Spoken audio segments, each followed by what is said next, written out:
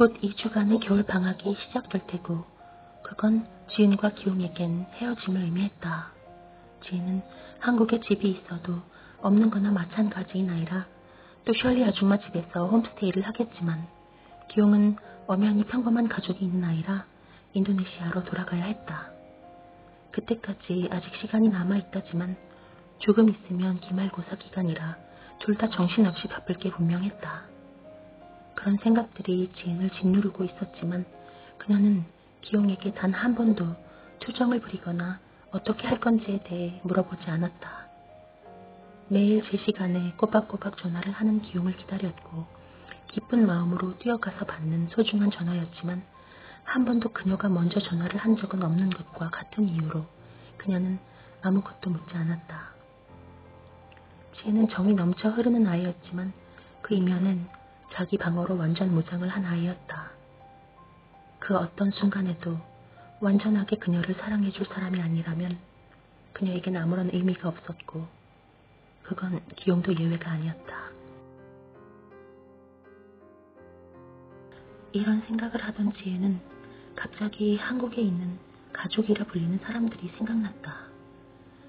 지은이 국민학교 2학년 때 1년에 몇 번 볼까 말까 하던 아빠라는 사람이 갑자기 찾아와 그녀의 할머니에게 결혼을 할 예정이니 지은을 내놓으라 했다.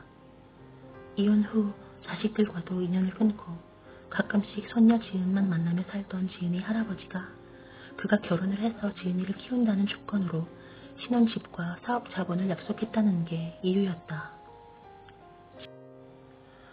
지은 할머니 말에 의하면 처음엔 그녀를 고아원에 갖다 주라던 그녀의 할아버지는 그녀가 하비 하며 재롱을 부리는 순간 손녀 바보가 되어 그녀를 땅에 내려놓은 일이 거의 없었다고 했다. 지은은 이혼 전 그녀의 할아버지가 그녀를 위해 했다는 일들을 수백 번도 넘게 들었지만 그건 모두 지은의 기억 속엔 전혀 없는 무슨 전설 같은 이야기였다.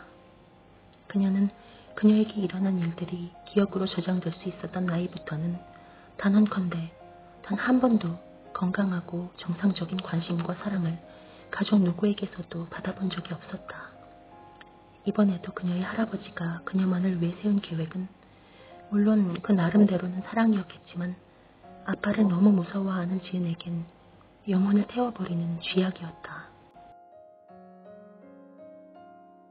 지은의 아빠에겐 첫 정식 결혼이었고 이미 지은 할머니가 차려준 5개의 사업체를 말아먹은 화려한 전력이 있는 그는 부자 아버지의 도움이 간절했고 그래서 지은이 필요했다.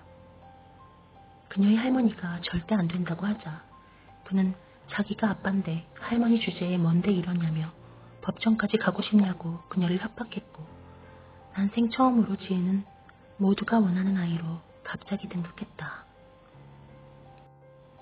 파락군을 목숨보다 중히 여기던 할머니 덕에 그 지역에서 제일 좋다는 학교, 집에서 도보로 10분 거리에 있는 학교에 다니던 지은은 어느 토요일 아침 할머니 집에서 걸어 나와 등교를 한 후 같은 날 오후 아빠의 차에 태워져 새엄마가 있는 지은 할아버지가 사준 집으로 옮겨졌다. 아빠가 무섭고 낯설어 그 앞에선 찍소리도 못하던 지은은 할머니에게 제발 자신을 아빠에게 보내지 말아달라고, 자신은 하루에 한 끼만 먹고 방도 필요 없고 부엌에서 자고 하라는 건 다 할 테니 제발 아빠한테만 보내지 말아달라고 8살 인생 처음 무릎 꿇고 울며 애원했지만 그 집에서 지은의 의견 같은 건 하루살이 목숨보다도 더 하찮았다. 그녀의 아빠는 지은을 할머니에게만 맡겨놓고 전혀 아무런 케어를 하지 않았는데 지은 할머니 말에 의하면 그건 그가 지은을 보면 지은 엄마가 생각나기 때문이라고 했다. 어린 지은에겐 그게 참 이상하게 들렸었다. 엄마를 그렇게 사랑했으면 그녀와 닮은 자신의 딸을 더 잘 돌봐줘야 하는 거 아닌가? 그렇게 사랑했는데 왜 결국 헤어져? 라고 다그쳐 묻고 싶었지만 현실에서 지은은 아빠가 집에 오면 할머니 뒤로 숨는 아이였다. 그도 그럴 것이 부모에게 쌓인 게 많은 지은의 아빠는 그녀의 할머니와 말다툼을 할 때마다 어린 그녀 앞에서 자신의 엄마에게 지은이 생전 들어보지도 못한 욕을 해댔고 언성이 높아지면 지은은 방 한 구석에서 공포에 떨어야 했다. 만약 여기서 더 나아가 아빠가 폭력까지 쓰는 일이 생긴다면 자신은 할머니를 도와줄 수 없을 거란 공포, 또 그 다음 차례는 자신이 되어 아빠한테 맞는 딸이 되면 어떡하나 하는 공포. 같이 살던 대학생 둘째 고모가 이미 할머니를 때리고 밀치는 걸 목격한 적이 있는 지은에겐 이유 있고 일리 있고 정당한 공포였다. 둘째 고모와 심하게 말다툼을 한 지은의 할머니가 딸의 버릇을 고쳐준다며 며칠 집을 나가 소식을 끊자 지은을 독방 육아하느라 학교에 갈 수 없었던 그녀의 고모는 잔뜩 독이 올라 있었고, 할머니가 집으로 들어오는 순간 잡아 끌어 부엌 싱크대로 데려가더니 할머니의 머리를 싱크대에 쿵쿵 찢기 시작했었다. 그때 지은의 눈에 고모는 마치 귀신이 씌인 미친 사람처럼 보여 도저히 다가갈 엄두가 나지 않았다. 그래서 그녀는 울며 맨발로 옆집으로 뛰어가 아줌마에게 할머니를 좀 살려달라고 애원했고, 그 옆집 아줌마는 경찰을 불렀었다. 경찰이 그녀의 둘째 고모를 잡아가고 동네방네 전화를 해 딸이 한 짓을 이야기하며 울던 그녀의 할머니는 또 바로 그날 경찰서로 달려가 둘째 고모를 집으로 데려와 지은은 의아했었다.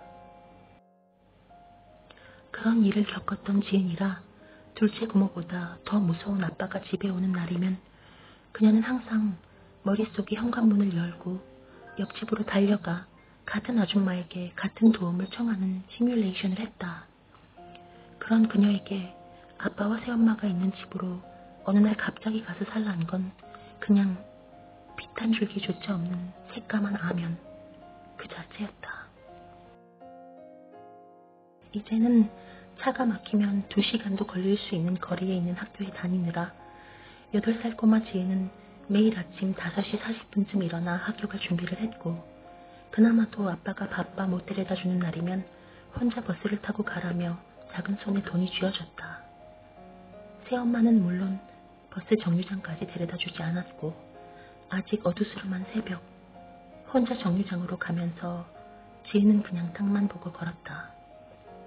무섭고 낯선 어른들로 가득했던 그 새벽, 세상에 혼자만 작았던 지혜는 자신이 고개를 숙이고 없는 듯 걸으면 그 무서운 어른들이 그녀를 못 보고 지나칠 거라 생각했다. 겨울이고 출근 시간이라 사람들로 가득한 버스 안에서 지혜는 이렇게 많은 사람들의 살을 맞대고 둘러싸여 있어도 철저히 외로울 수 있다는 걸 처음 배웠다. 이 버스가 자신을 할머니 집으로 데려다 줬으면 얼마나 좋을까 생각했고, 학교에서 겨우 10분 거리인 할머니 집이니 가려면 갈 수도 있었겠지만 한 번도 어른들 말에 토를 달거나 되들어본 적이 없는 지혜는 그냥 하라는 것만 했고 하지 말라면 하지 않았으며 단 한 번도 왜 이래야 하냐고 그 누구에게도 묻지 않았다.